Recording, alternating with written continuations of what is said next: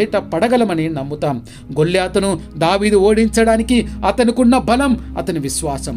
ఆత్మబలమే మనకు కూడా కావలసినది. ఆ ఆత్మబలమే. అయితే ఈ ఆత్మబలం ఎక్కడ దొరుకుతుంది? దేవుని సన్నిధిలో దొరుకుతుంది. మన దేవుని స్తుతించటంలో, ప్రార్థించడంలో ఆత్మబలం పొందుకుంటాం.